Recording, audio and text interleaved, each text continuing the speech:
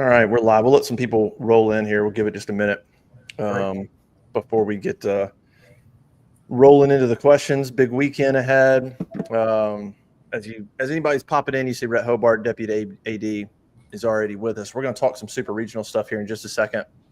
Cole Pinkston's going to join us in a few minutes. We'll talk football, basketball, just whatever's going on. We'll obviously take everybody's questions. Anybody that pops in on YouTube, we'll take questions.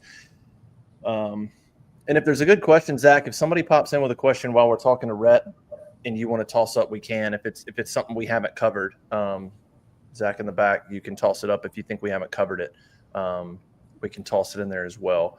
But appreciate everybody joining us. Go to auburnlive.com and subscribe. If you're on the YouTube channel, subscribe, turn on notifications, all that fun stuff. As we kind of get into another live show here at noon. So, Rhett, we started doing this show at noon during the summer because it's slower. Yeah. We're kind of hanging out at noon. Like, let's just pop on YouTube Live, talk for an hour, take questions. We can talk about whatever's going on. Although I about refuse to talk about playoff. I'm so tired. Like, I'm like, just somebody tell me when we've got a format. I don't even want to talk about it anymore.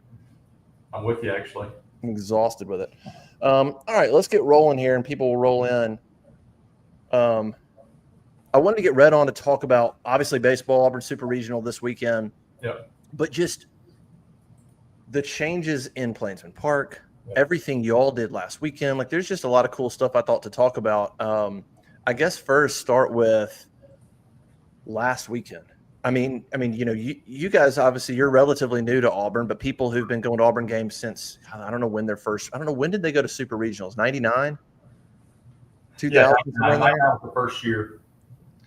So Auburn's hosted regionals in the past, but like last weekend was different. It was just different because of the renovations, because of the people on left field, because of the people in right field, because of the additional. So it was a very different setup. And I said on our show Tuesday, I said, man, like I watched a lot of the other regionals. I watched it on TV.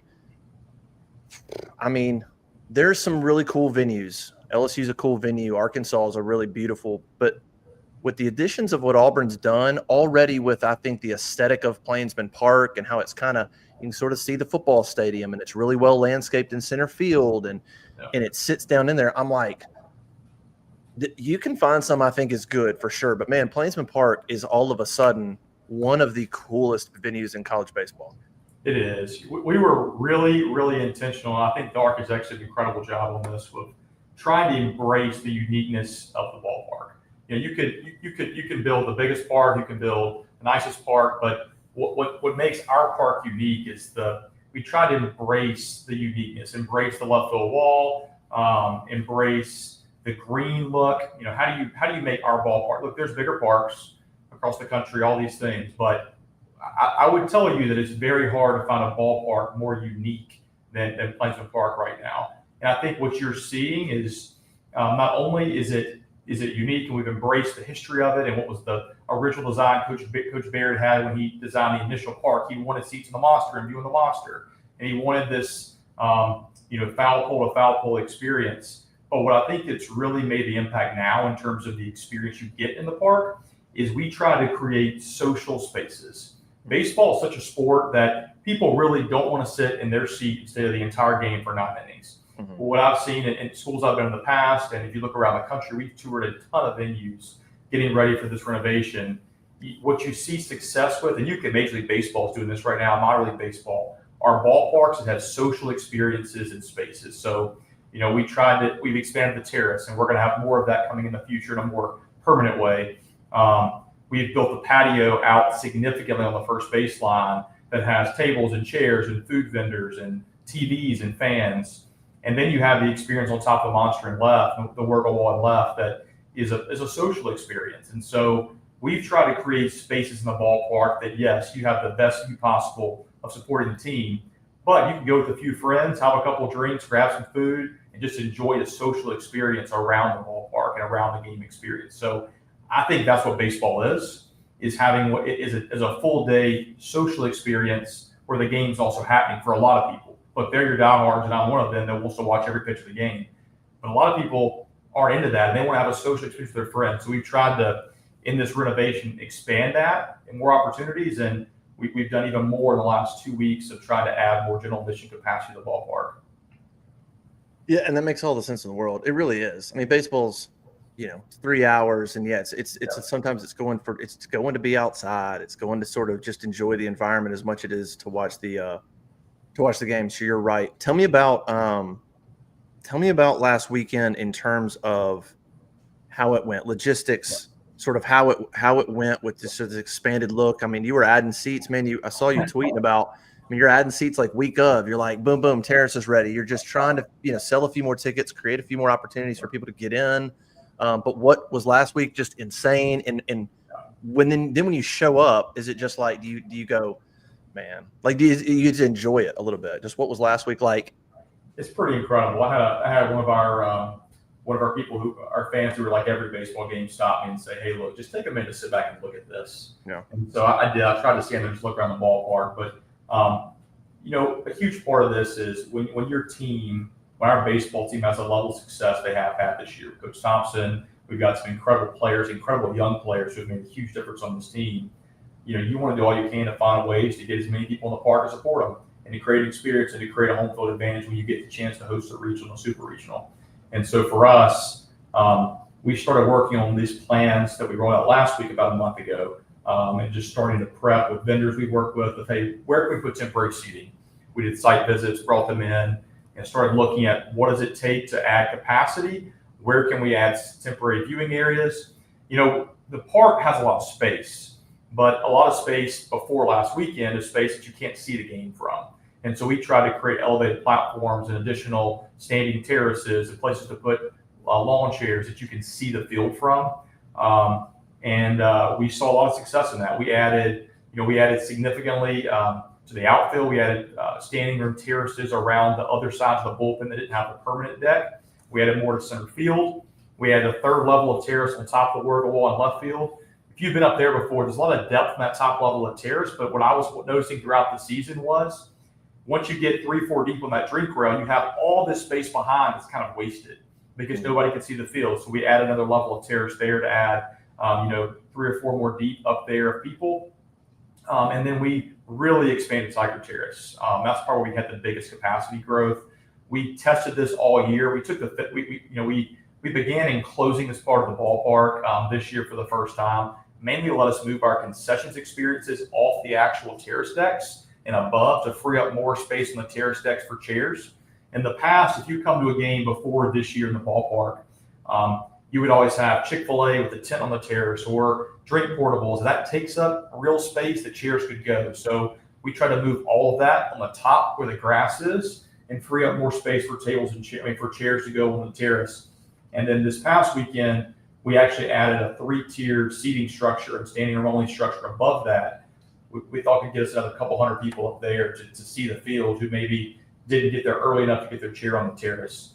If you were out there all throughout the weekend, people started lining up really, really early, which is a good sign. That's a sign of demand, right? And we want to make sure though that if you aren't there 5 hours before, 4 hours before, you still have a place to watch the game.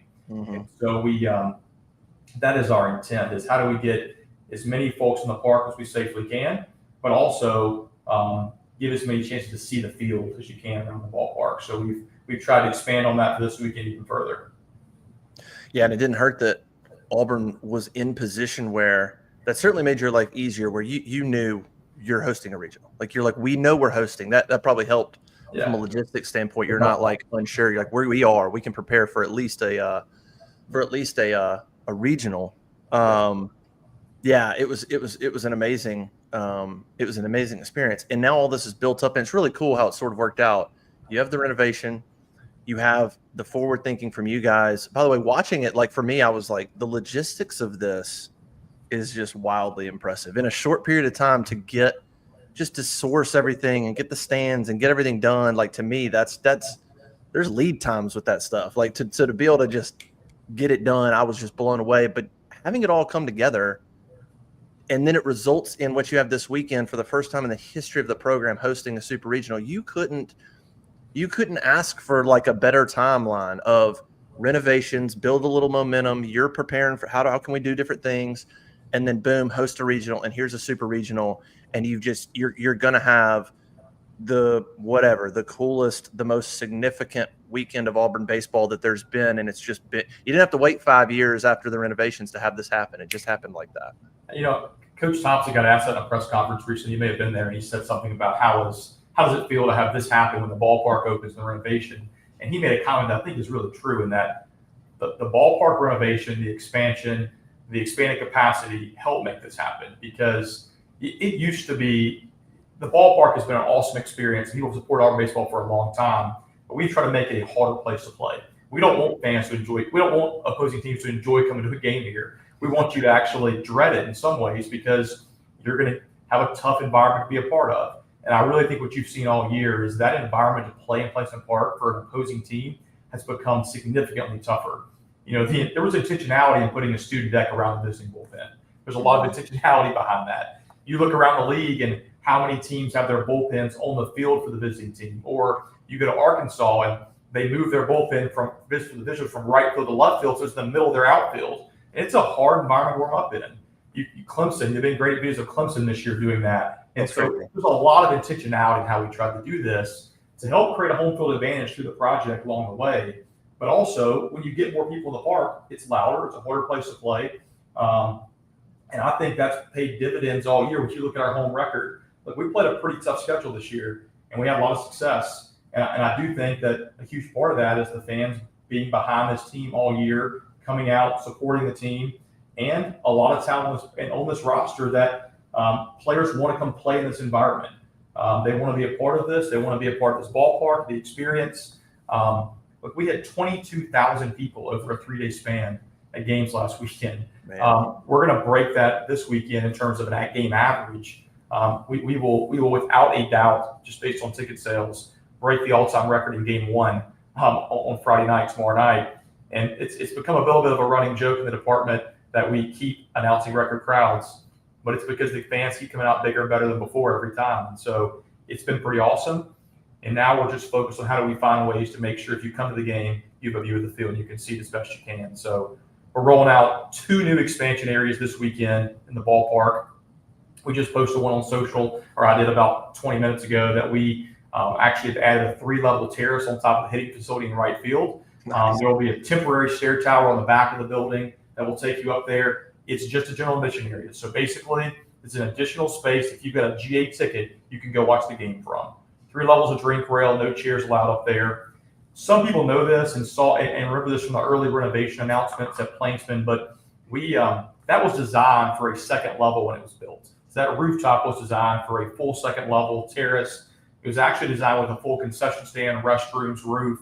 And so it was built to be able to put something on top of.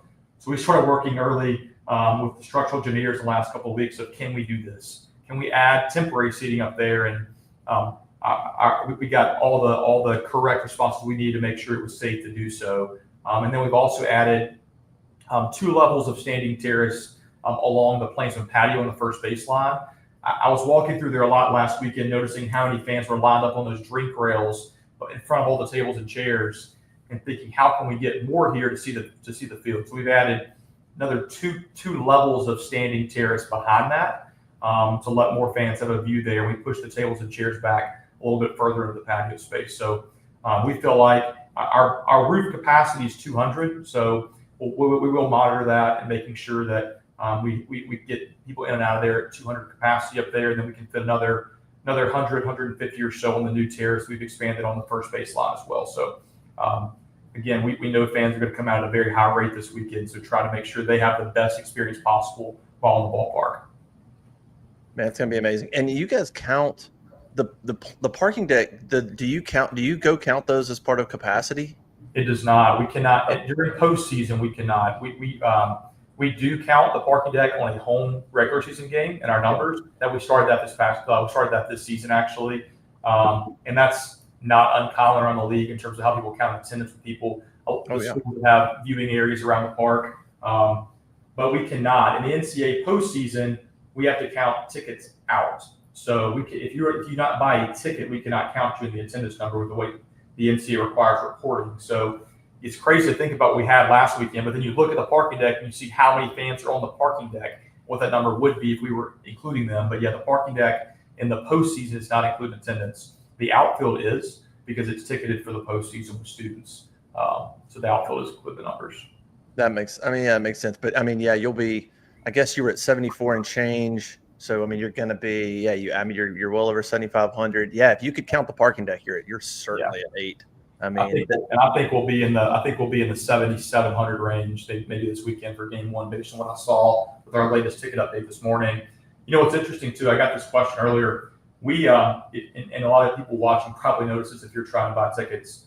When tickets went on sale on Monday at noon to the public, we sold out in 16 minutes. We did not announce the sellout at that point, and people probably wonder why we not announce the sellout until yesterday. We tried all week to find a way to expand the capacity further, but we've not found any ways to do that, but we feel comfortable. And so we went and announced the sellout yesterday, but we actually sold out in 16 minutes, but didn't announce it yet, just as we tried to turn over every possible stone of where can you possibly add capacity. And we feel like we're already there. And so our focus has become more of how do we maximize the experience for those who have tickets, as opposed to making it more difficult of an experience to watch a game in the ballpark. And so we announced it yesterday formally, but we actually happened within 16 minutes of them going on sale on Monday at noon. So, man, it's going to be awesome. All right, I know you got to go. One more question I just thought of, and I don't even know if you can answer this. So if you don't even know, just say you don't know. But I know when the times and stuff came out, you got super regionals and TV, and you can't. It's weird to make it all work. How did it work? Where I think Auburn and maybe Louisville, I don't know, there's only about 2 super regionals where it's less than 24 hours. Like it's you play a game and then you come back. Is that just luck of the draw or like, because that's, you're going to end at 11:15 and then Auburn's got to turn around and play at 2. There's other teams that have 30 hours between games. What is, because we had that question a bunch, like, how did this happen or why is it done this way? Or it's unfortunate, candidly, and it's not the times we requested. So how the process works, when you submit your bid to host regionals and super regionals, you submit the bid like a month ago, and you submit a budget for revenue and a budget for expenses, and then you submit your requested times. We actually got our requested times, generally speaking, for the regional. We did not ask for 8 o'clock start, but that was one change. We asked for 1 and 6 for our games all weekend. And then this weekend, we requested 6 p.m. games across the board. We did not get those, as you see. It really comes down to TV. And I think what you're seeing in this, a lot of playing out, not a lot of West Coast postseason right now. You don't have a lot of West Coast teams hosting super regionals, and just the way the host sites worked out this year. And so what you're seeing a lot of the East Coast teams having to play later times that would usually be a West Coast time slot. Yeah. So that's what I think that's kind of what happened here. It is unfortunate. That's going to be a pretty quick turnaround for teams to play if you're looking for recovery for athletes to play at 8 p.m. and then come back the next day at 2 p.m. But look, we're just excited to have a chance to host a game in Plainsman Park, and we'll roll with it and try to maximize best we can. Yeah, and I guess Saturday, I mean, I looked at the weather. It's like, I guess if something popped up Saturday, I guess it could give you a little buffer to something like that. We're getting pretty good weather reports right now. We think we're going to be okay. But yeah, it's unfortunate. I'll also add this one thing before I jump off, because I got this question a lot. We did not make the decision to clear the ballpark last week. That is an NCAA requirement, unfortunately, to clear the park between games. The NCAA makes you ticket every session as a separate ticket, and so you can't keep the ballpark. You have to clear the ballpark in every game. So I know it's a pain for the fans, and it's a pain for us, candidly, too. We'd rather not clear the ballpark. But when you host a regional, they make you ticket everything in separate sessions. That is mainly to allow the other teams to have more inventory for the non-home team games while they do it. They want to open up as much inventory for visiting fans to get in the ballpark, and they know generally that when the home team is playing, they're going to buy up all the inventory. And so they see it as an opportunity to get more other fans in the ballpark by having the separate ticket sessions than the home team game. So it's not our choice to clear the ballpark on the regionals. We actually have to per the NCAA bid requirements. That makes sense. All right, man. Well, great job. You and your team are killing it. Appreciate that. Yeah. Enjoy another amazing weekend. Hopefully the rain cooperates, but people are going to be jacked up and excited no matter what, and it should be a lot of fun. Friday night's going to be a lot of fun. Sometimes baseball games can be like, I think they're going to show up thinking it's a football game. Yeah, I mean, I think it's going to be a cool atmosphere. I think the 8 p.m. is going to help the environment a little bit too. So we'll have some good opportunities to purchase beverages available in the stadium and food. So That's awesome. All right, man. I appreciate your time. appreciate it. Thanks, Justin. See you this weekend. See you, Rhett. All right. What's up? What's up, Cole? That was great, man. I was just in the back, just chilling, just listening. Good stuff. That's good, man. Really smart, innovative, good marketing mind. And you've seen a lot of that since he's come over. You know, he came with John Cohen, and he does a great job of, whether it's football, basketball, there's just a lot of little things that have, from a marketing standpoint, that have been creative and good. And that baseball atmosphere is awesome, man. If they could count the deck, dude, they'd be. I mean, there's going to be. You're going to push 500 plus people on those rows of deck, maybe more. You might have 1,000 people on that parking deck alone. Easily. More than that, probably. Yeah, I mean, I don't even know.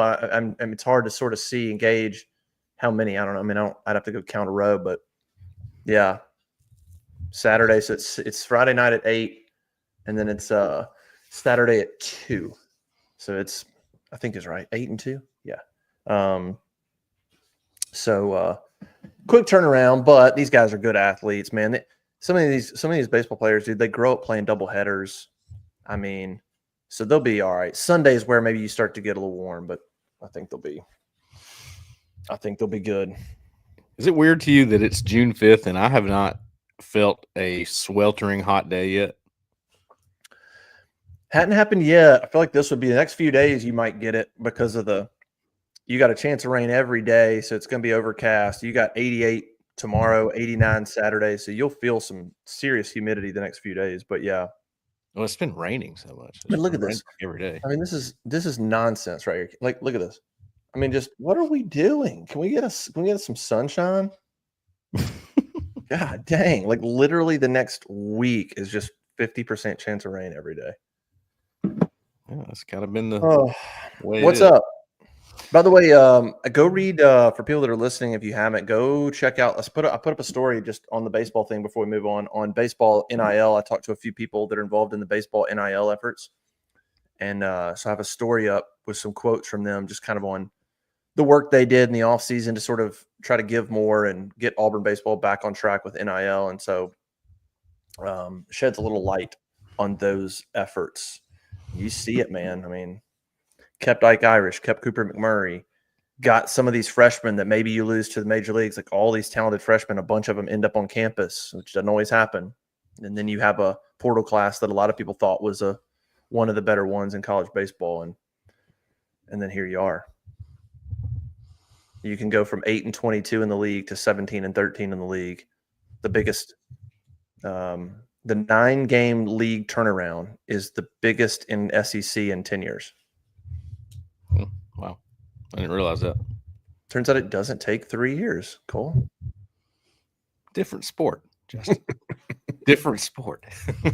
It is. Baseball is like basketball. I mean, it's like you get a stud, you get an ace pitcher, you get a stud point guard. Like it can flip. You could go get a quarterback, but that dude would have to be Cam Newton. You know, Cam Newton could lift it too, but you got to have a lot more pieces. I know. Sure. I'm kidding. What's up? What's going on? Man, I'm just I don't have I'm not in a mood for anything like I was in a running back mood last time. So I just don't have anything football wise unless anybody has questions.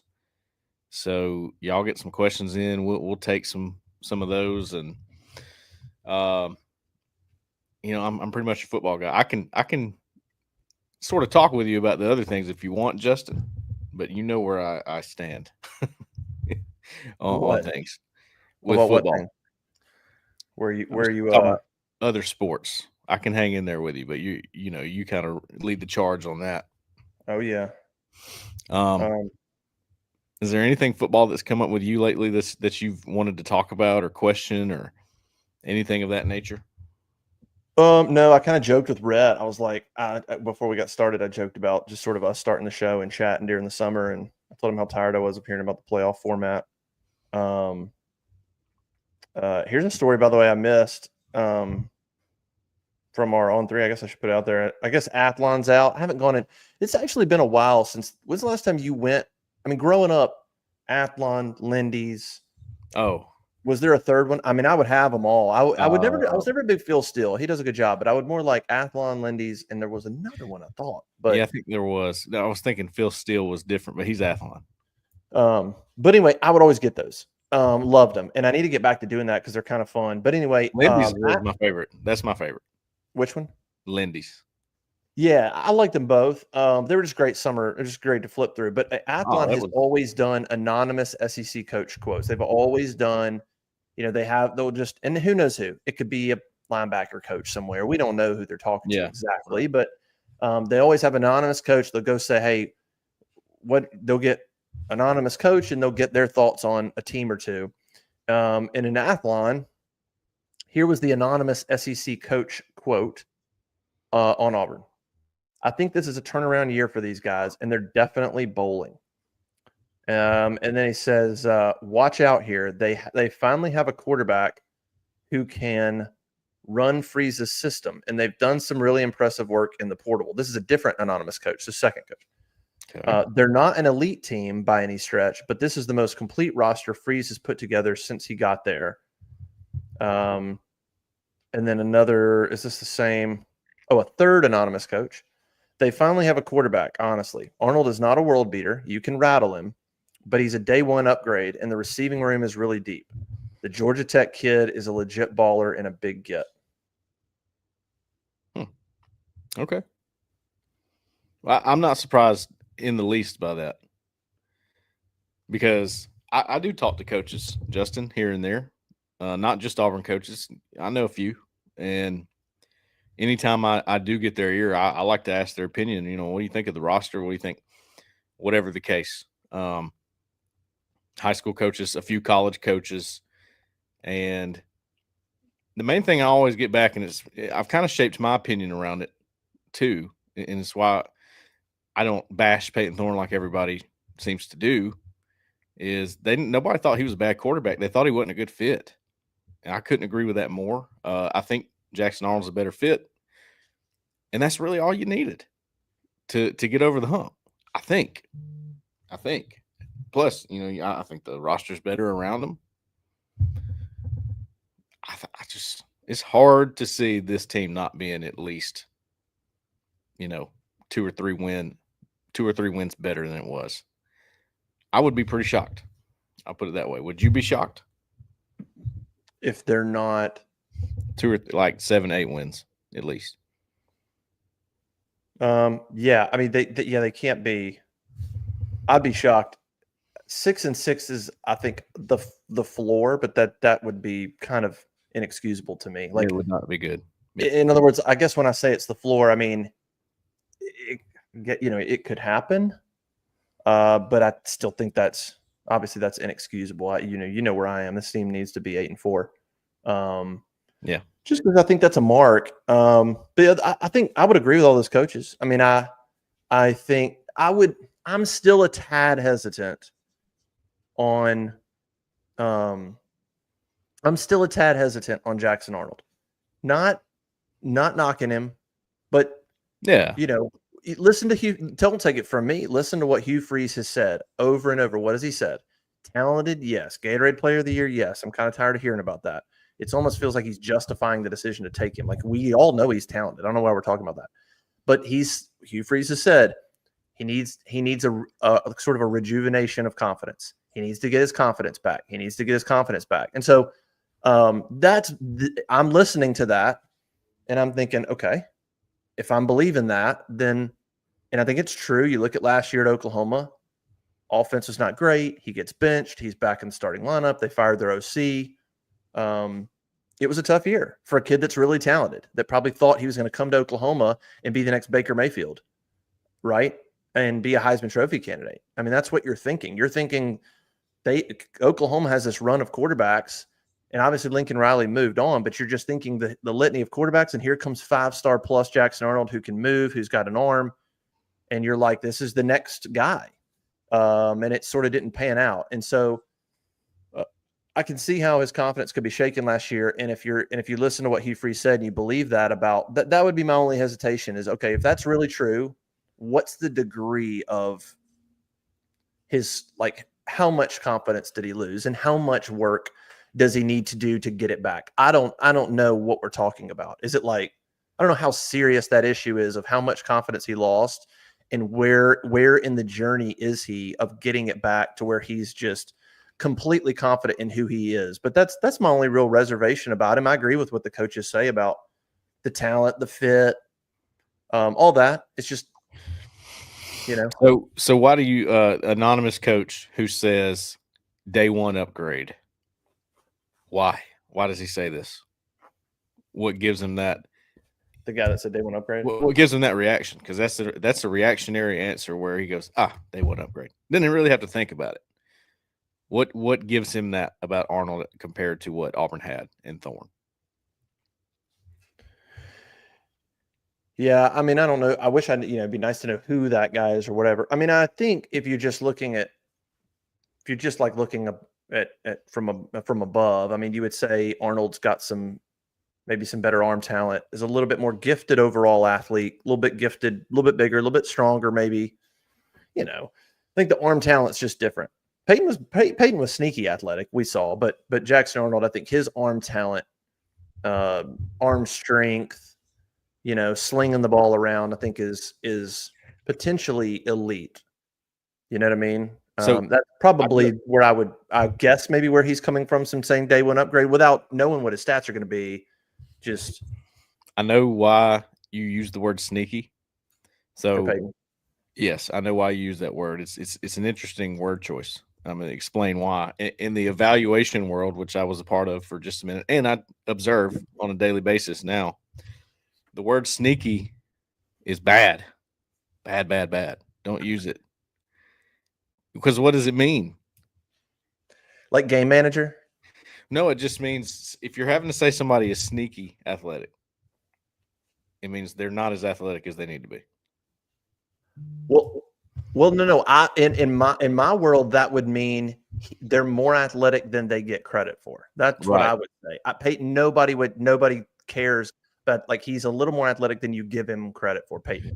Yes, I know what you mean. The way people say he's a game manager, and you're like, well, it sounds like you're kind of saying that like it's a bad thing, but why would you not want to be a game manager? People say if you're not athletic, they're like, well, he's a game manager. Like that's good, right? Why is that? No, it wasn't a bad thing when he threw for 3,200 yards and 27 touchdowns at Michigan State. But yeah, Einstein said if you judge a fish by its ability to climb a tree, it will live its entire life believing it is stupid. Hold on, Cole. In other words, the fit wasn't there. That's the bottom line. 12:30, and you're quoting Einstein. Can we just? What is? I didn't even have to read that. I just had it. Can you just read that again for everybody? Because that's you can't just say that once. You got to say that twice. If you judge a fish by its ability to climb a tree, it will live its entire life believing it is stupid. Man. You know why I know that? It's because a buddy of mine, that was his yearbook quote, and I'll never forget it. I don't study there's some depth to that for sure. No, I mean really, in all seriousness, it comes down to fit. If you take him out of his comfort zone, he looks like he did at Auburn. Right? Yeah. Okay. At Michigan State, he didn't look like that. Cincinnati Bengals are going, yeah, thank you. You're welcome. You're welcome. That's free too. That's free. You didn't even pay for that. Cincinnati Bengals are going, when he was in that offense, he looked good. Right? Yeah. So when it comes down to fit with Jackson Arnold, I mean, when they were running the RPOs at Oklahoma, he looked really comfortable. That was what got him the job back because they started doing a lot more of that. And the option and the full house backfield with all the reads. That's what they beat Alabama with over and over. They were running the football and doing that kind of stuff. So fit, right? If you don't put the guy in his fit, it's going to look bad. It's really not rocket science or rocket surgery, as Alan Head would say. What do you think about the rattle him comment? What do you think about the coach that said he's not a world beater? Like, so that's an interesting comment. He's not a world beater, and you can rattle him. Saying he's an upgrade, like, upgrades are good. Hear me out. Upgrades are fine. Like, that's good. but Auburn's offense has been a mess the last 2 years. So upgrading over that doesn't mean much to me. Like it's like, okay, great. But saying he's not a world beater and you can rattle him, those are interesting. I mean, his talent is elite. So like you say he's not a world beater. Well, that's an interesting one because his high school talent and the evaluators and where he was ranked and his scholarship offers would say there's a bunch of people that thought he was a world beater at one point here in just recently. I mean, we're not talking about 5 years ago. Like, so that's an interesting thing saying he's not a world beater. And then the you can rattle him part. I'd be curious to know the background of that quote. I didn't watch a lot of Oklahoma last year. I don't know the ins and outs of the you can rattle him part. Based on sort of what I see from Hugh Freeze and how he coaches on the sideline, I don't love to hear that because Freeze can be a little emotional, a little bit crazy, and I would rather him and the quarterback both be pretty even keel. Oh yeah. So I don't know much about the rattling part. I don't know if that's a thing with Jackson Arnold. Is that something you've heard? Like you can rattle him? Is that a thing? No, I go watch the Tennessee game. He was in trouble that whole game. Didn't feel good. Got benched because of it. Because of him. He was rattled. He was off. He was just he was off. He was off. I mean, there are other things that went wrong. It wasn't all on him, but it was he was not digging them out of the hole. Right. Yeah. It's the same thing. You say, was Peyton the reason you lost the game? Maybe not always, but he wasn't the reason you won the game either. Yeah. So at that point, it was like that with Arnold, and they go, all right, let's make a change. We got a guy, Michael Hawkins. He's an athlete. Let's see what he can do at least, because we are done if we leave Arnold in the rest of this game. So you have that. I think the comments say more like, he's not Cam Ward. That's what it says to me. He's not Cam Ward. Because if you sat here and you named all the quarterbacks that don't get rattled, you'd start naming off some big-time players. You know what I mean? Like, name a guy that just never got rattled. Nick Marshall. Cam Newton. Joe Burrow. Joe Burrow was like the king of that. He's unbelievable. It's stone face all the time, right? It's hard to find. Yeah. So, in other words, I think this guy's going, now he's not that, but he's pretty good. He's not that, but he's pretty good. And, I think that leads into what Hugh Freeze talked about, getting his swagger back. That's the interesting dynamic with Jackson Arnold is, do we know exactly what he could be this year? I don't think anybody does. If you say he's lacked confidence and you got to get that back, he's going to have a receiver room that's very talented. We don't know. I mean, maybe he could be a world beater this year, or maybe he is just going to be a really good quarterback that probably turns out he was maybe a little overrated in high school, but he's really talented. I don't know, he's still very much a little, a mystery to some degree. The ceiling is high. I think we know that, but like, where will he hit the ceiling? How close will he come to reaching his potential? We don't know. Like, I go back to that confidence thing. Does that linger? Does he struggle at Baylor and look like still like a guy who's not sure of himself? And how quickly does that? When does he get over the hump? Does he get over the hump? Does he become the kind of confident quarterback that Hugh Freeze wants to see? Well, that's the hardest part of the game to evaluate with quarterbacks, why they're so difficult. I mean, people looked at Joe Burrow and thought, he's good. I mean, at the time, who was the guy? Like, Peyton Manning's probably too far off. Again, they're doing the thing where they compare to a guy that's really good. Is this what I'm getting? No, but what is he? They looked at Joe Burrow and went, hey, man, he's above average passing. He's not a great runner or whatever out of high school, but you can't evaluate his ability to not be rattled ever, which is such a big deal as a quarterback. Oh, it's everything. Dude is one of the coolest, calm, collected quarterbacks with the mobility to he run, man. He knew when to do it. He was smart about it. He had enough, had enough wheels to get out of trouble if he needed to. But the year before at LSU, he was, I would say, not a world beater.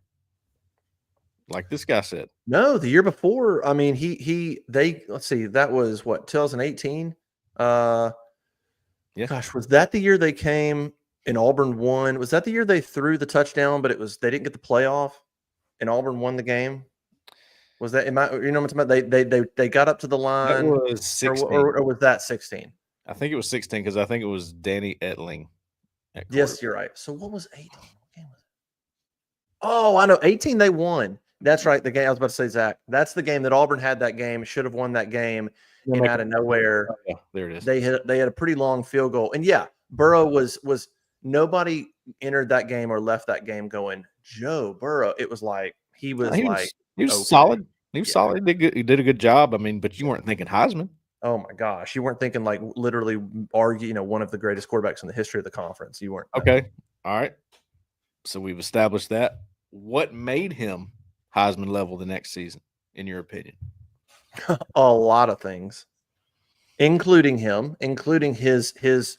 You give him credit, but you had an innovative offensive coordinator that developed an offense around a ridiculously talented receiving core, one of the most talented receiving core in the history of the conference.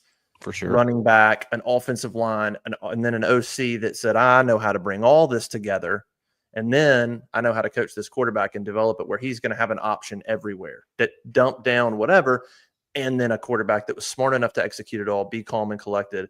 You just never, he could go deep. If you got him, he's checking to Edwards-Helaire. Like, it was an unbelievable operation, dude. It all came together. It was. And I'm not necessarily comparing, but I mean, that's the kind of thing that can happen when you make changes and you have weapons around you. Yeah. And it upgrades. And there's no question. I don't think anybody, and trust me, people will argue with you, Justin. I don't know if you hang out on the corner a lot, but it will happen. Nobody's going to argue that Auburn's upgraded talent, especially as far as weapons for quarterbacks. Maybe running back, but you're talking about passing game here. I would say people would say that the offensive line is upgraded in that regard. I don't think too many people would argue that.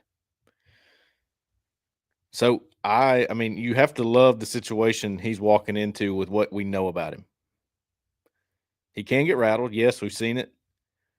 Is Auburn's situation going to be good enough to keep him from getting that way? I think it's at least 10 times better than where he just came from and what he dealt with a year ago. And I think it's better than what Peyton Thorne dealt with at Auburn last year. I think it's better than both of those things. Yeah.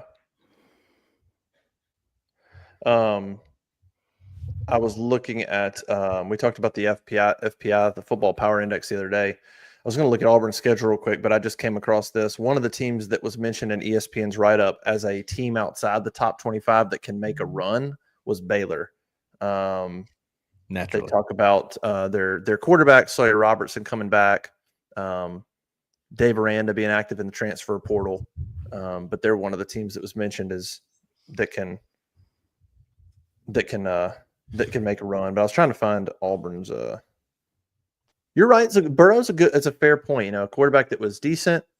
Nobody saw what 2019 was going to be. Nobody saw that coming, and it happened because of a combination of things. And so if you're Jackson Arnold, you're saying if he can improve, if he can get better, and he's got two receivers like Cam and Eric Singleton to throw to, and if the offensive line can be halfway decent, I say halfway decent, like they need to be good. They need to be really good. They just need to be a little better.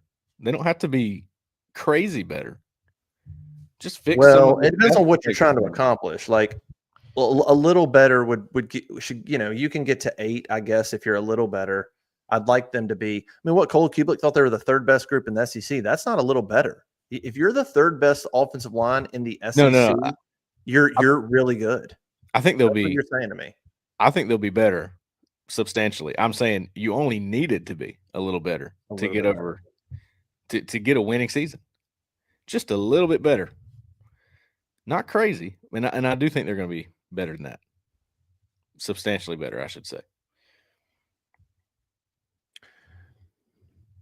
Yeah, I was trying to find. I thought they would have game by game, like percentage chance to win. But Justin, we're getting a couple of recruiting questions. Do you want to do that here, or do we want to hold off on that? Yeah, you can answer them real quick if you want to. All right. There's one in there, Zach. Yeah. You could probably talk to this too from covering recruiting before, Justin. Yeah. What all goes into an OV, official visit? What does it mean when we say roll out the red carpet for a guy versus someone that they're not pushing for as much?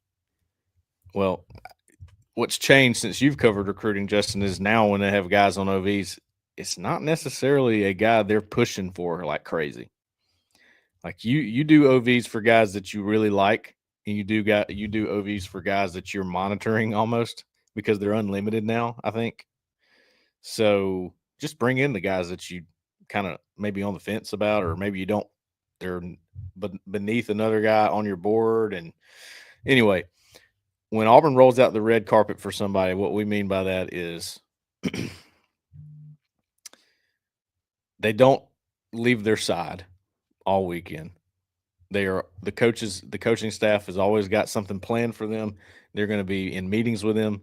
They're going to have their parents off to the side, making sure they're comfortable while the kid maybe does something else. And I've had a staffer at Auburn tell me this. It's more about the parents than it is the actual kid. I don't think that's new, but that's how they approach it. They go, we got to win the parents if we're going to have a shot here, or the family, not necessarily just the parents. Yeah. So that's what they did. They make sure that the family members feel as comfortable as possible. They leave there going, if I left my son here, I would be ecstatic. And if they don't feel that way after leaving, then something went horribly wrong, right? That's the way I see it. Yeah, I think that's what I would interpret rolling out the red carpet. I mean, what that means is obviously rolling out the red carpet means you are going to the extreme to impress. And what that means is you are making sure that the player and the parents have all the attention. And generally what that means is all the coaches being involved. You know, I was at the basketball arena this offseason when when a big time portal guy would show up, and the whole staff is at the door, and the main recruiter and they walk out the door and they welcome them out of the car, and it's not just like the lead recruiter is there to say, hey, they're all there. Mm-hmm. The whole coaching staff's there. So it would be like if a kid's coming in and he's a defensive back, Marcus Davis is down there. Yes. And they're all there to say, hey, what's up? And you're like, whoa, dude, this staff, like, they're all here. That's rolling out the red carpet versus the guy that's recruiting him is down there and he says, hey, welcome in, and then we'll go on a tour. It's like, no, we're going to do everything we can. That's how I would take it. Absolutely. Yeah. And always when I'm sitting there and I'm doing the live thread, I always go, all right, here comes DJ Durkin. Here comes, Marcus Davis. The entire staff is here. Somebody big is about to be here. Bottom line. Give me 5 minutes. I will let you know who it is. Yep. You knew it's exactly coming. How that goes. What's Drew say? What I thought hurt us in the Final Four against Florida was depth at the 4 and 5 position. Any chance we add one more piece there in the portal? I don't think so. It did hurt. I mean, credit to Florida. Florida had a ridiculously deep front line. I mean, that's why they won the national championship. Like, I don't know. There's not a team in the country that had a front line of Condon, Houck, Hanlogton, Chinaloo. Yeah, it's ridiculous. And then the backcourt that had to go with it. It just all could start. They were like they were all like good. So everybody was going to be a little outmatched there. It was just a tough matchup for Auburn because Janai is not overly athletic. He was good in the first half. He got worn down in the second half. He's not overly athletic, number one. So that's not a great matchup against Condon, who's athletic, and Houck, who's athletic, and Chinaloo, who's athletic. And then Dillon's not really an offensive threat. So, you didn't have anybody to really challenge him there. And then, Chaney had a good first game in Neville against Florida. I thought he played okay, but yeah, it's a tough matchup. I don't think they're going to add anybody else. I don't think. I know Bruce mentioned adding a wing player at the golf tournament a couple weeks ago, but as I reported after the Philip Jovich and Tahad Pettiford day, I was told that they were done. So that they're at 11 right now. And I was told that they're going to be done in terms of front line. You're going to basically have Keyshawn Murphy, Keyshawn Hall, Philip Jovich, and then Emeka Oporum. Yeah, obviously you need Oporum to be, and I think Oporum will be fine. Like I think he will. He's from what I understand, he's an unbelievably hard worker and he's a very focused kid. I think he will get himself and be ready to give you 10 minutes. Like I think he can do that, mainly on defense. He's going to be a defender to start. He'll be a presence there. Jovic is the one. I think he's coming in 20 years old. He should be coming, he should come in. But I get it. If there's an injury there, you're all of a sudden you're like, uh-oh. Like if Keyshawn Murphy got hurt, uh-oh. Yeah. But I don't think they're going to add another one. And again, I go back to two things. One, Bruce is always kind of stuck with 11. 10 or 11 scholarship guys, 11, I would say.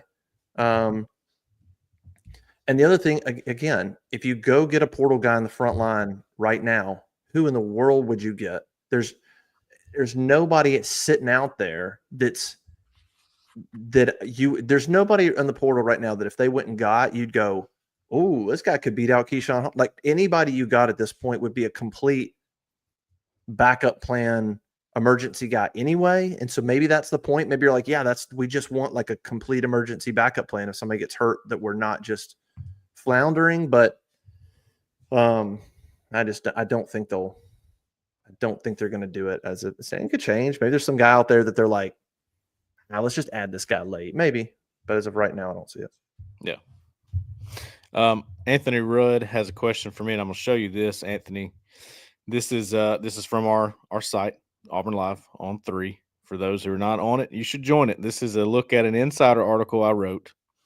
Let's see, on May 19th. Okay. Bryce Perry Wright, I love him. Think he is a baller. Okay. I have been a big fan of Bryce Perry Wright. I kind of, at the beginning of his recruiting process, I thought, man, I could see this guy landing with Auburn, no doubt. He fits. He's a good player, all this. He's from Buford, so he's right. He's close. I wrote a couple weeks ago, right after his official visit. So you got 3 categories. Auburn's potentially in the lead for. Name those guys. Auburn helped itself with. Name those guys. And then I had not feeling it. Had Bryce Perry Wright in that category right there. So, come check out our insiders because we're ahead. I feel like we're always ahead of the game on this stuff. And I was with Bryce Perry Wright right here, where I got the feeling Auburn was not going to push. That was my feeling going into the OV. What I've heard about it is price tag's pretty high right here. It's pretty high. And is Auburn crazy about Bryce Perry Wright, where they will go in with these other schools and make sure they have the NIL that matches? I just didn't get the feeling they would. He does the OV. Looks like it went well. Everything went well. He felt good about it, whatever. Even after the OV, the same feeling I got was, I don't think this visit changes much. That's what I wrote right here. Now, today comes out with the top 4. Auburn's not in it. So we were ahead on that. The insider buzz, that's coming from inside the building, man. I would check those out for sure. So, but thanks for asking, Anthony. That's a big topic I wanted to address, Bryce Perry Wright, because I'm a big fan. If I were Auburn, I'd push hard for him, but I'm not, and there's a reason I am not in that business. Justin Emack, our guy, Emack, wants to know what has been the word at linebacker. You voiced some concern about linebacker recently. Emack says he is also concerned. So what's the word is what he's asking. Oh, I don't know about that. I mean, I just don't think we're going to know until fall camp will tell a lot. And then just get into some games. I'm more concerned about the depth. I mean, I think DeMarcus Riddick's going to be good. And think the guy they got from Wheatland from Maryland. Like I think there's a couple of bodies I just don't know about the kind of depth you need at that position. This concerns me. I don't think you have 3 studs out there, and then beyond that, I don't think there's a bunch of depth. Like it's just so much is going to depend on how good can Melendez be. It'll be interesting. I'm thinking back to last year, Riddick. So the Georgia game is kind of when he, right? Was it Georgia before A&M? A&M. No. The Oklahoma game. A&M. Arkansas. Oklahoma. I'm so confused. One of those games where he spied. He broke out in the Oklahoma game. He spied Michael Hawkins and made all kinds of plays. Yeah.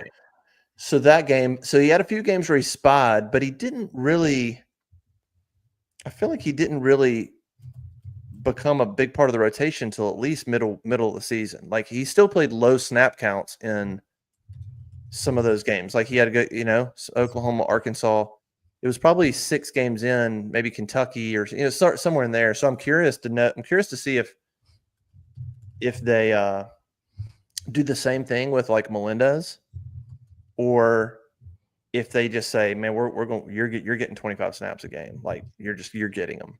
We're not going to you're not going to get 10 or 12. And then by middle of the season, like you're just going to be thrown out there and you gotta get going. Cause I don't have so Riddick's snap counts pulled up, but it was kind of up and down, and then it sort of rose and became steady. Yeah. He started playing more actual linebacker as the season went on. They worked him in more. Took a minute to get him going. But they knew he had this ridiculous talent, and they were like, well, he's got to be out there in some role. They put him in the spy role, and it was perfect. Couldn't have been a better deal for him. And I think he'll still play that role while playing the wheel backer. But I think you made the point. If he gets hurt, where are you at then? And I will say I've heard good things about Xavier Atkins. He doesn't get talked about much. I think he's going to have a pretty good role for Auburn's defense. As I'm going through some of the film, trying to find plays on Damari Alston and Jeremiah Cobb, Justin, Robert Woodyard played a lot of football at the beginning of the season for Auburn and then fell off more than I remembered. I don't know what his snap counts were, but I saw him out there a lot. So he's got some playing experience, not a lot, but he's got more than I thought, I guess. Yeah, I just don't trust him. I mean, Caleb Wheatland is interesting. I mean, that helps. That's like an insurance policy. You're just ensuring that you have somebody that understands what to do. Is he elite? I don't think so. I think he's – again, you get somebody like Dorian Mausi, get another guy like that, and I think you're okay. You just want him to be as good as he was. Why isn't Wheatland mentioned? Why isn't he on the roster? He is not technically. Yeah, he wasn't there for spring. He was the post-spring edition. Is he on campus? He's on campus, right? So why? Yes, but I don't think they've updated the roster for all the new guys because they don't have numbers yet, is my understanding. Yeah, I don't see. Anyway, he's just not on. I'm looking at it right. I mean, yeah. I mean, who do you Riddick? Like Riddick, we think can be. Riddick should be a superstar. Woodyard. I mean, at some point, you got to be consistent and break out. And then you've got DJ Barber. You expect anything out of him? Bryce Dees is a freshman. JJ Falk freshman. Elijah Melendez freshman. Xavier Atkins sophomore. Just didn't hear a ton about him. I mean, I guess there's potential if Atkins can be reliable, if Woodyard can be reliable, if Wheatland can be reliable, and Riddick can be really damn good, like awesome. I mean, I'm not saying he's got to be first team All SEC, but he needs to be like your stud. Then it could be 4. That'd give you 3 hopefully reliable players with some experience, a stud. That's 4. And then you need Elijah Melendez to come on the way Riddick did. If that happens, there's potential there. It's just I don't see outside of Riddick, I don't see a stud. Like I mean, if you're going to play linebacker in the SEC and you're going to have a really good defense, man, you got to have at least one baller. Mm-hmm. So I don't know. It just depends on Riddick meeting expectations, and it depends on some of these other guys Atkins, Woodyard, Wheatland being really reliable, be steady, and then I think it depends on Melendez being what he's cracked up to be. Get better, and by game 4, he just keeps getting better, and he's a part of the rotation. If all that happens, I'll be a little less concerned, but that's a lot to me that needs to happen. Well, I put this on the board just now as we were talking too, because I had forgotten about it. But I talked to somebody inside the building and asked them the same question that we're asked all the time: who's the name we're not talking about enough? And I asked a source inside the building, and immediately, Elijah Melendez. Yep, Elijah Melendez. That's who it is. I was like, oh, okay, interesting. And then he also goes, and Amaris Williams. You talk about Amaris Williams too.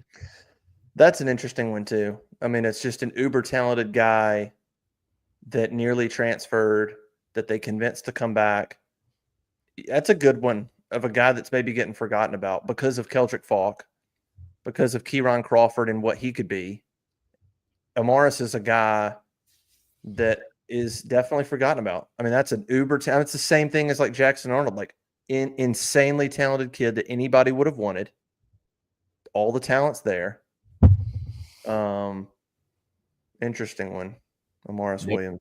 There are some guys on this roster that if you look and you go, huh, like there's some talent there that maybe the freshmen last year haven't done anything yet, but what happens if they break out? What happens if this dude breaks out? You know? Yeah, for sure. That'd be an interesting conversation, by the way. And maybe, I don't know, you can write about whatever you want, but it'd be an interesting way to go. Who are 10, what's the ratio of guys on this roster that could break out? Like, what if they break out, watch out, versus serious question marks, I guess. Like Amaris Williams would be like, could break out versus a guy that's like, I don't know about this guy. If he doesn't break it, if he's not even steady, there's an issue. Like, where is, because I would want to have a bunch more guys. I would want to have a bunch more guys going, this guy could break out, this guy could break out, versus I want to have more of those than the bunch of guys going, I really need this guy to be steady, but I don't know. I really want this guy to be steady, but I don't know. No, that's a good question because,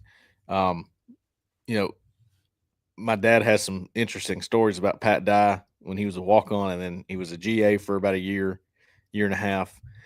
And one time Pat Dye said he was asked about a player, somebody they were recruiting or whatever the case was. And Dye's response was, can he help us win? And the guy goes, yeah, coach. He goes, then he belongs here. He said, the answer to that is no. It's a yes or no question. There's no maybe. You answer that question, yes or no. The answer to that is no. He doesn't belong here. And that depends on role, obviously. That doesn't necessarily mean, it could be a backup. Can a backup help you win? Sure. It's a question. That's what you're saying, though, right? Who can help you win versus we're not sure about this guy. Yeah. The ratio of guys that you're excited about versus the ratio of guys you're nervous about. Sure.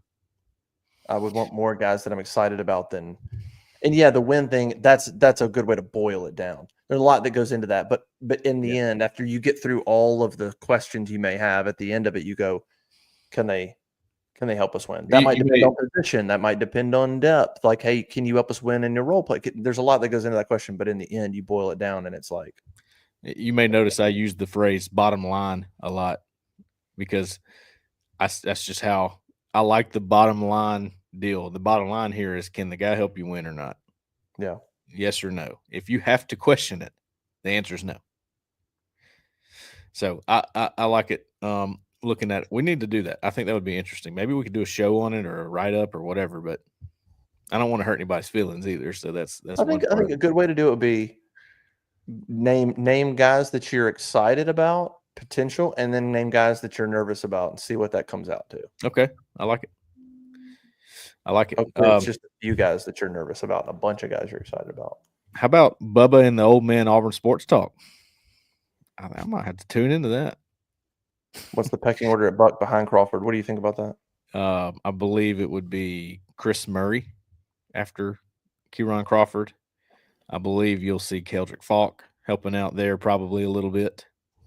He can line up anywhere you want in a pass rushing situation.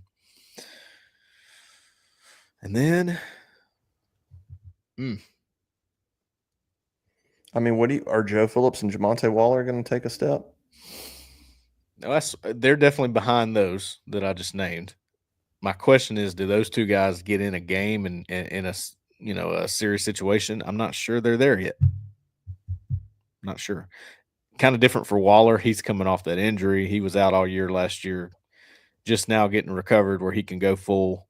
So it really is Joe Phillips, and you're like, I don't know. I'm not sure about him yet. What do you think about Joe Phillips? I don't know. I'm kind of with you. I mean, when you go out there and practice and watch him, I don't love his stature. I mean, he's I don't know. Both those guys, just if you're going to be 6 feet tall, 6'1", oh boy, you better be dynamite. I mean, you better be incredibly explosive. Yeah, because your arm length is not going to be there if you're 6 feet. You better be a stud when it comes to technique. You better be so fast. I mean, you think about Dwight Freeney. He was probably 6. I mean, he was probably a little taller, but he wasn't a prototypical big defensive end. Dwight Freeney was. He just did so many things so well. well, So I don't know. I you don't know about say those that guys. Like, about you got to be, huh? you can say that about McLeod. I mean, Yeah. he's not Dwight Freeney level, but he was really good for Auburn. Yeah. Actually, better than you probably realize. So I just He had worry a lot little of bit about the height and the lack of the arm length to separate. Like you better be really, really explosive in some other areas. Like here's another guy that if you talk about like, who are you excited about? Jared Smith. Yes, which Jared Smith is a sneaky one that we're not taught because Keldrick Falk is sucking up all the oxygen at defensive end, rightly so. yeah, Jared which Jared Smith, he's got the size to play now. He's got to get used to all the other stuff. Know what you're doing. Be physical. Play your keys. Like you got to do a bunch of stuff. But he's got the build and the athletic ability to pop out there and make some plays every now and then just on athletic ability. he'll play. From talking to somebody inside the building, it really sounds like he's got a path to playing time, and he's a hand on the ground guy. He's not technically a buck. Yeah, he's in the end. We're talking about kind of that. But he's coming on pretty strong, from what I understand. So expect him to play. Yeah. Let's see. I think there's one more. There you go. Anthony Rudd. Are people sleeping on Bryce Diaz? That kid can play. Sleeping on him, I don't think so. Because he's a freshman. He was a 3-star guy that was really under the radar his entire recruitment. I think Notre Dame maybe offered him. That might have been the other big school that was on him, but Auburn locked him down. Blake Woodby brought him for a camp. They already knew who Blake Woodby was. They're trying to get him. And he goes, hey, this is my teammate, Bryce Diaz. He was going to come camp today. And I'm sure they had a better idea than just that. He camped, and they go, offer that man. He's like 6'1", 210, and he runs a 4.5. We just clocked him. Everything else was checked out. They offered him, and now he's one of the guys one of the freshmen I hear the most buzz about is Bryce Diaz. Yeah. The St. Francis trio in general, they get a lot of buzz. They came in ready to go, is my understanding. So that would be Bryce Diaz, Blake Woodby, and Darion Smith. What do you think? Have you heard anything about Bryce Diaz, Justin? No, I'll trust you on that one. I think he's playing the dime backer position. And maybe some wheel, but mostly dime. I think the starter at dime would be – that's what Eugene Asante was considered last year. So taking over for that, I think it's Xavier Atkins who's playing that role. And then behind him would be Diaz. That's how I have it on the projected depth chart.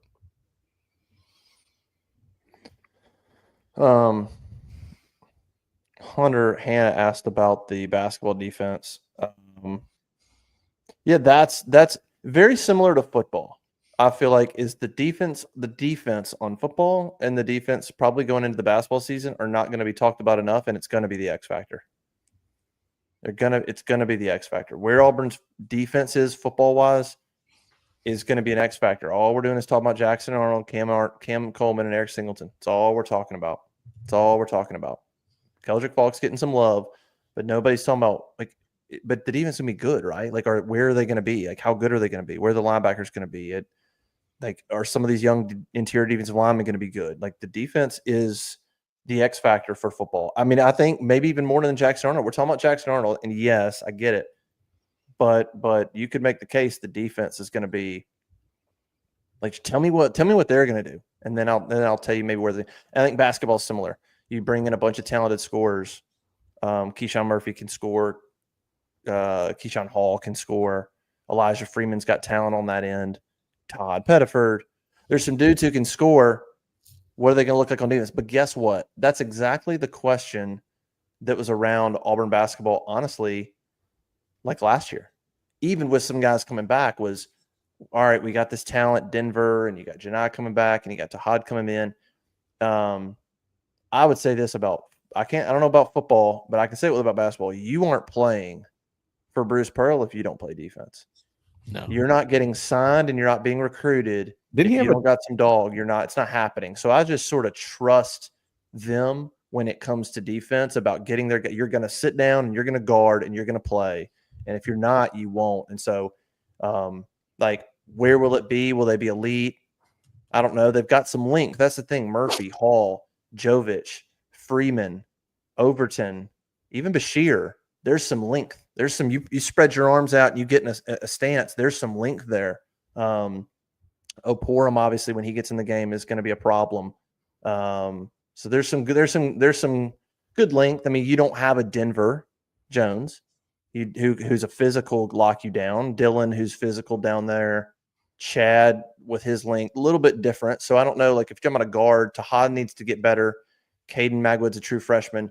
Do you have a lockdown guard? That'll be different. You don't have Denver Jones. So if you play a team with some good guards, Tahad's going to have to sort of get a lot. He's going to have to get a lot better because you don't necessarily have.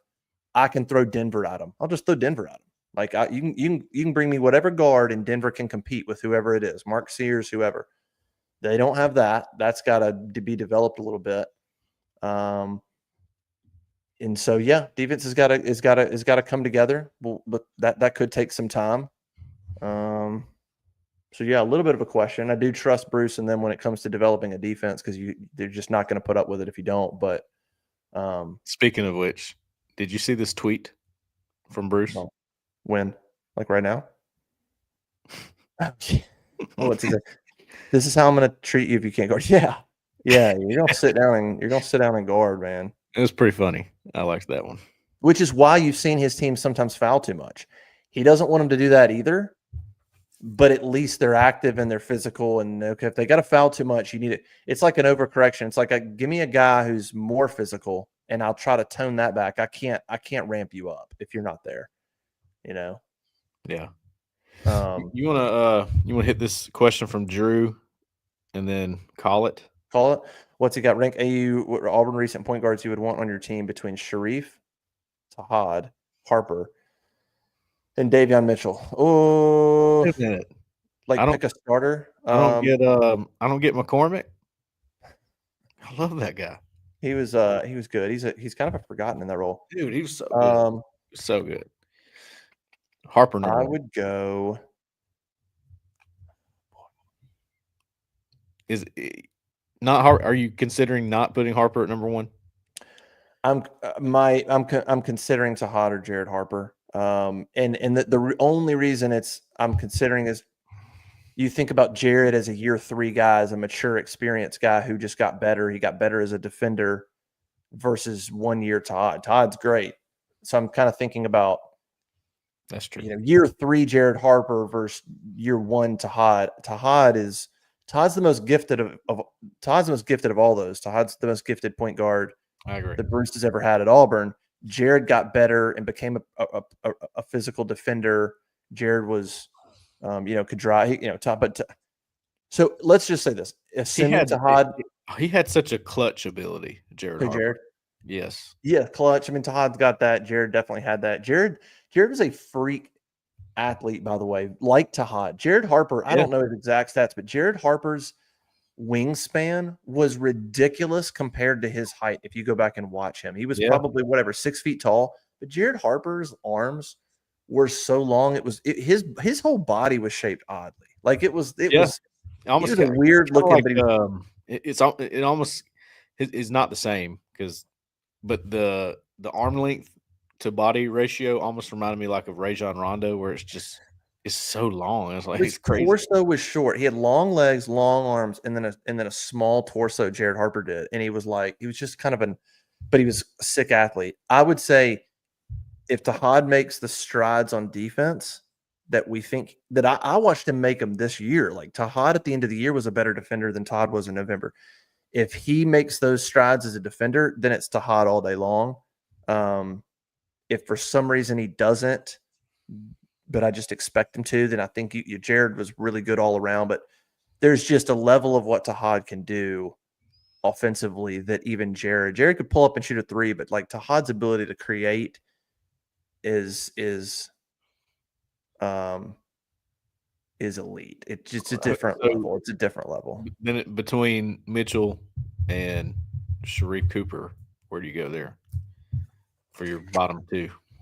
I mean, I would. Oh God, see, that's a hard question too because Davian at Baylor was awesome. Davian at Baylor was a absolute national defensive player of the year lockdown, and he was a pretty good offensive player. Davian Mitchell's in the NBA. I thought that. Sharif robbed himself. Sharif should have stayed in college. He needed another year, so we didn't get to see Sharif develop another year in college, and I would have liked to have seen that.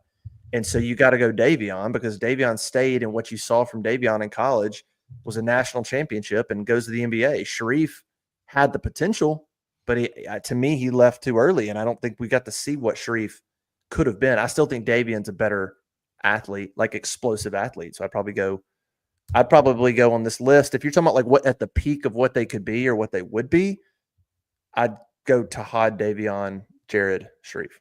Where would you add McCormick in there? Just to humor me.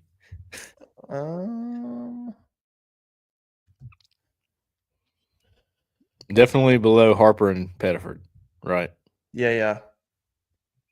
I mean, he was a point guard of a team that was the 2 seed going to the tournament before COVID, and was a backup on a team that went to the Final Four. He was an important part of that backup, that Final Four team. He was kind of a slasher scorer type. I mean, he could really get to the basket.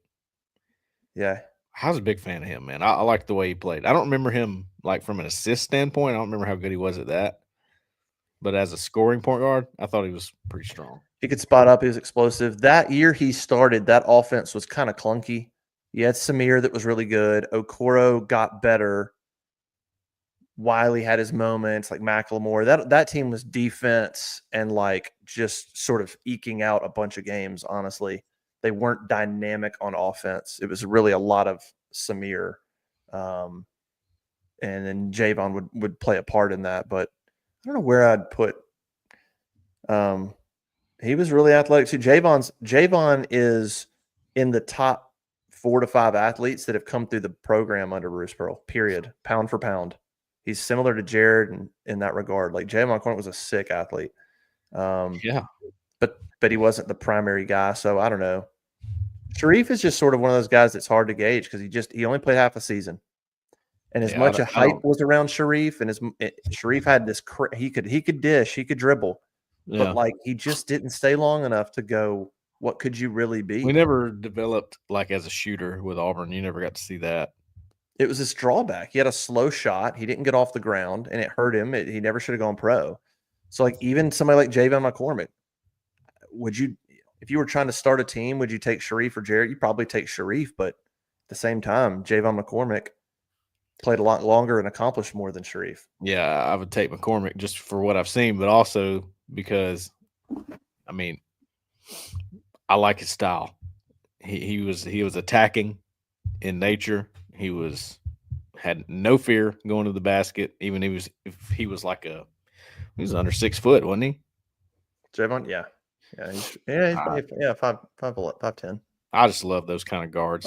Him and Harper were like that. They just had no fear. They take it right at you. The giant slayer, I guess you call it, right? Yeah. Love that. All right, let's roll. Sounds good. Good stuff. We can. Rhett. enjoyed Yeah. that part.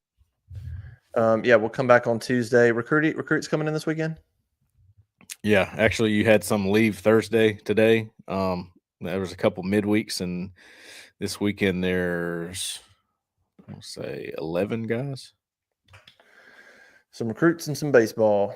All right, well let's head out of here. I'm actually going to go over and watch a little basketball. They're starting to get together and practice. I'm going to go watch them this afternoon. Cool. Sounds good. All right, we'll see everybody. Go to auburnlive.com. Subscribe here on YouTube. Turn on notifications. All that good stuff. We'll see y'all next time. See ya.